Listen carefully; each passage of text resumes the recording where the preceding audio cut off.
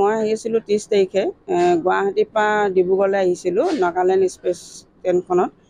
আহি থকা অৱস্থাতে মানে পকাটিং পাইছিলোঁ। পকাটিঙৰ মাজতেই ঘটনাটো হ'ল।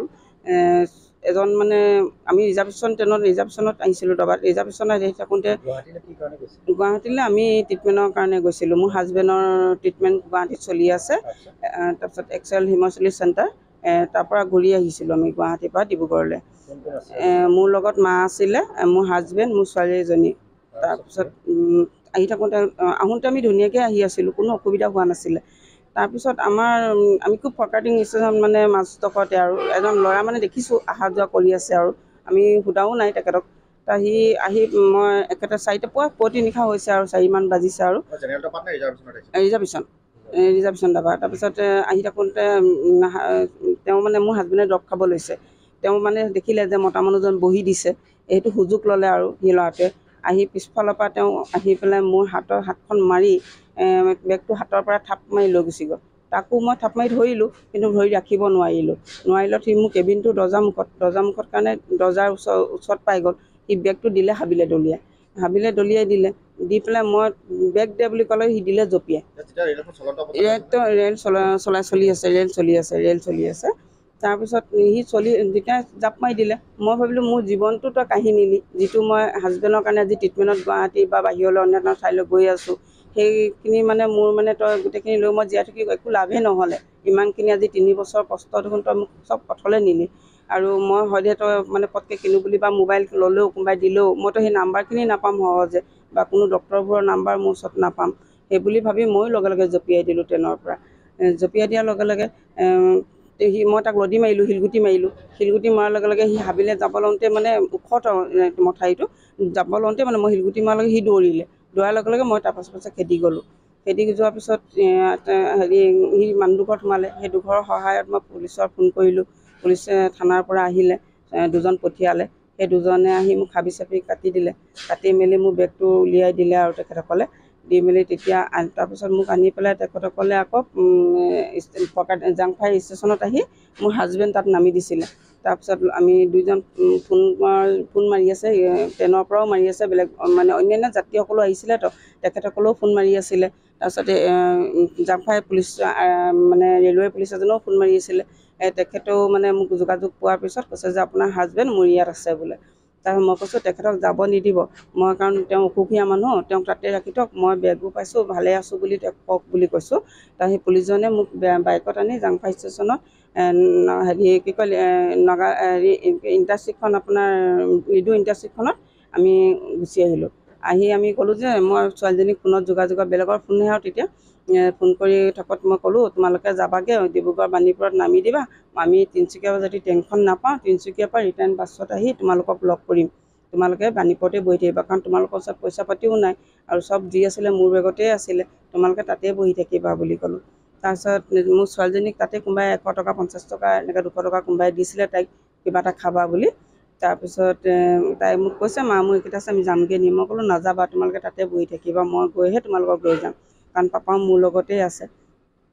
তাৰপিছত আমি সেনেকৈ আহি পেলাই তাত পালোঁ। পাই পেলাই মৰিয়নি তেওঁলোকে আমাক আকৌ বাকীকেইজনে ফোন মাৰি আছে দেই, কেইটামান যাবাৰ মানে লগৰ কেইজনমানে কৈছে বাইদেউ আপুনি ক'ত পালেহি, মই বোলো মইতো চিনি নাপাওঁ, মই মানে তেতিয়া মোৰ পূৰা নাৰ্ভাছ ফিলিংছটো তেতিয়া আহিছে। মই কৈছোঁ মই তেতিয়াতো জেগা চিনি নাপাওঁ, মই ডিব্ৰুগড় বাণীপুৰত উঠোঁ, ডিব্ৰুগড় ষ্টেচনত নামোগৈ, গুৱাহাটী ষ্টেচনত নামোগৈ, আৰু গুৱাহাটীত উঠোঁ মই বাণীপুৰত নামোঁ, মই ষ্টেচন ইমান ভালকৈ চিনি নাপাওঁ, আমি গৈহে আছোঁ বুলি কৈছে আপোনাক আমাৰ এই ট্ৰেইনখন বোলে মৰিয়নি ৰাখিবই, আপুনি বোলে মৰিয়নিত লেট হৈছে, আপুনি মৰিয়নিত পাবই বোলে, 2 নম্বৰ ডাবাত বোলে ৰেলটোত আপুনি লাইনত আপুনি হেৰি কৰিব, এই 2 নম্বৰ লাইনতে আমাৰ নাগালেণ্ড ট্ৰেইনখন ৰখি আছে, আৰু আমি ওলাই থাকিম, আপুনি এইফালে ওপৰেদি পাৰ হৈ চিধা গুচি আহিব।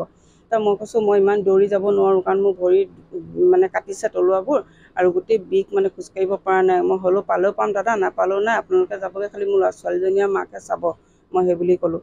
তাৰপিছত আহি মৰিয়নি পালোঁ, দেখিছোঁ ট্ৰেইনখন ষ্টাৰ্ট দি আছে, উঠি আহি মানে আমি ট্ৰেইনত উঠিছোঁ আৰু ভৰিটো দিছোঁ, ট্ৰেইন এৰিছে।